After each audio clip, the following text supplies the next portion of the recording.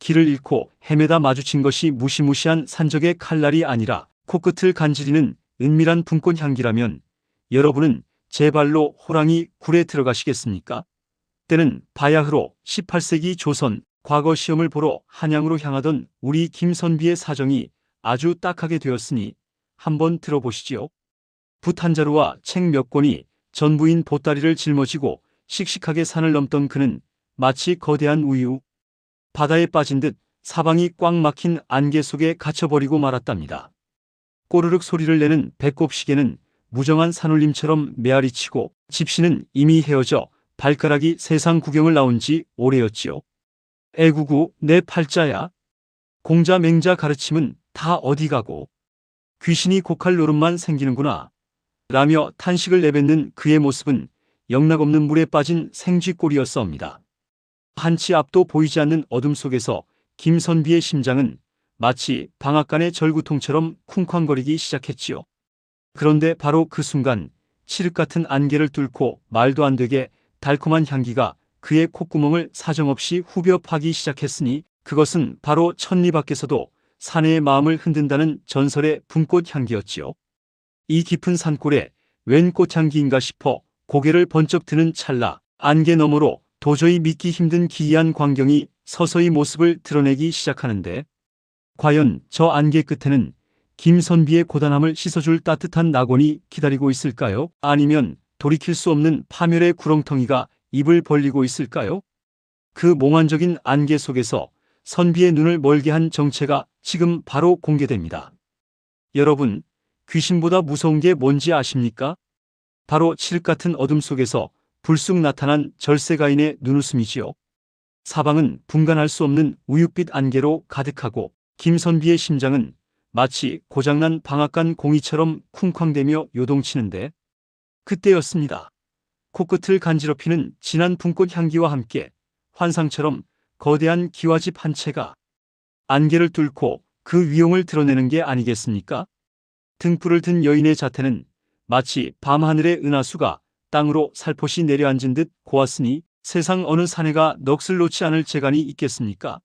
그녀의 연분홍 저고리는 갓 피어난 봄날의 벚꽃잎 같고 그 너머로 살짝 비치는 목선은 잘 빚은 백자 항아리처럼 매끄러워 김선비의 마른 침을 꿀꺽 삼키게 만들었지요. 깊은 샘물처럼 투명한 그녀의 눈망울이 선비를 향하자 그는 이미 자신의 성명석 자조차 잊어버린 모양입니다. 선비님, 이 험한 산 중에 어찌 홀로 이리 떨고 계시옵니까? 소녀의 보잘것없는 처소이나마 잠시 쉬어가심이 어떠할런지요? 그녀의 목소리는 옥쟁반에 굿을 굴러가듯 청아하면서도 묘하게 심장을 간지럽히는 요염함이 묻어납니다. 평소엔 남녀 칠세 부동석을 외치며 공자님 말씀을 읊조리던 김선비의 입술이 대바람에 해벌쭉 벌어지는군요. 홀린 듯 그녀의 뒤를 따라가는 김선비의 뒷모습은 제 발로 극락문을 두드리는 어린 강아지 꼴이니 보는 이들의 애간장이 다 녹아날 지경입니다.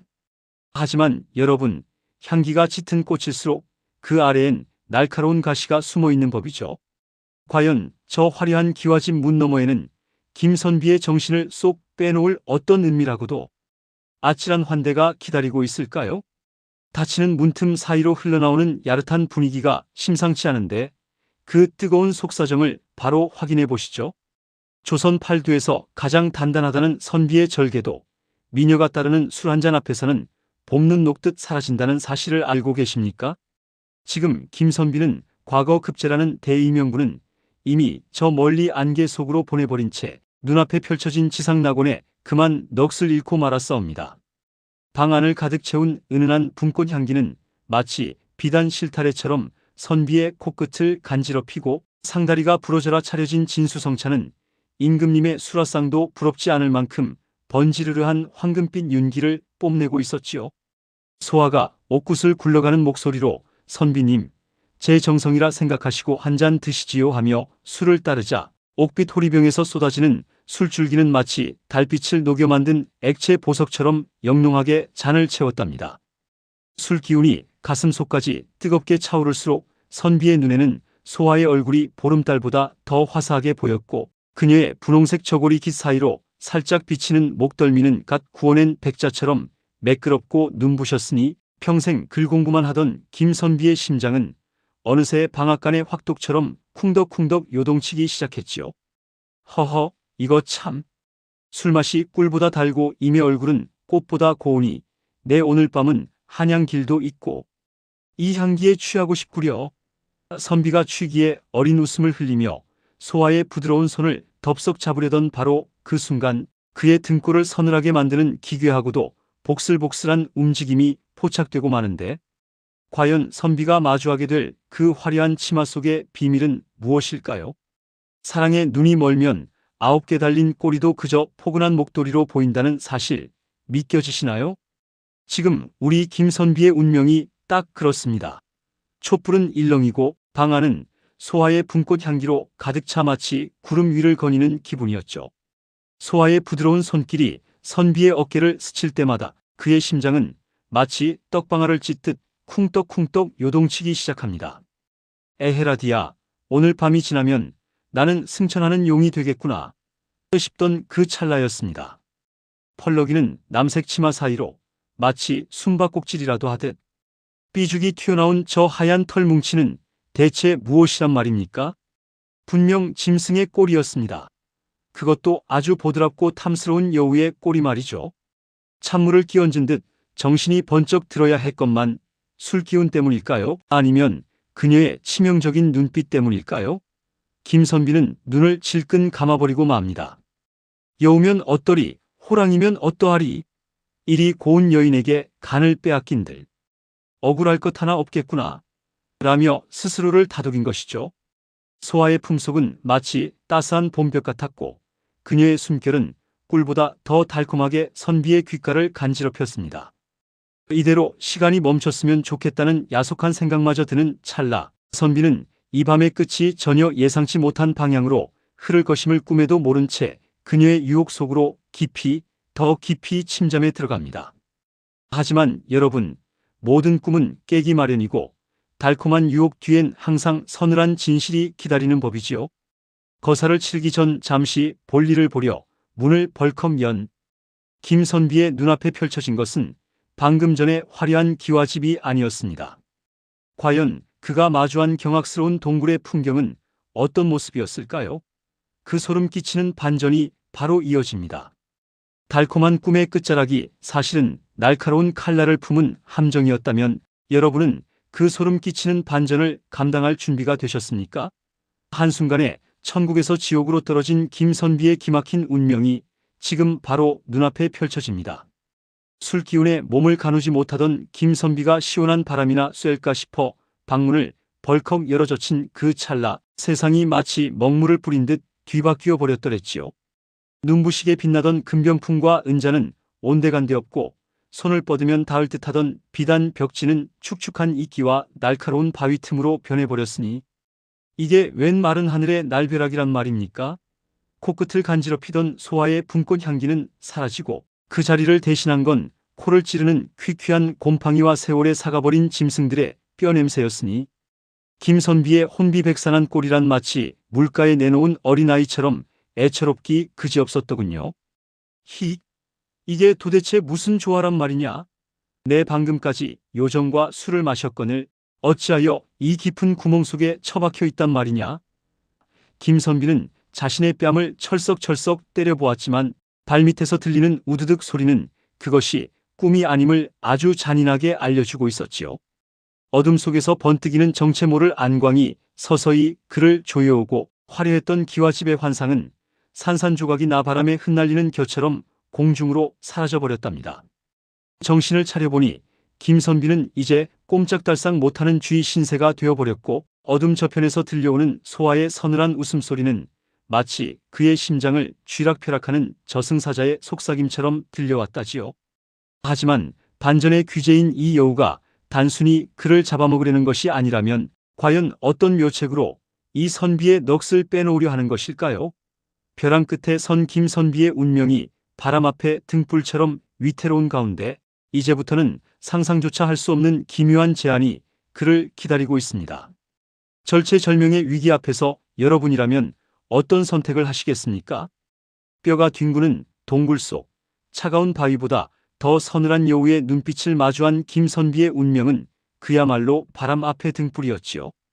방금까지 천국을 맛보던 선비의 가슴은 이제 사냥꾼에게 쫓기는 어린 노루마냥 쿵쾅거리며 터져나갈 듯 요동치기 시작한 것이옵니다.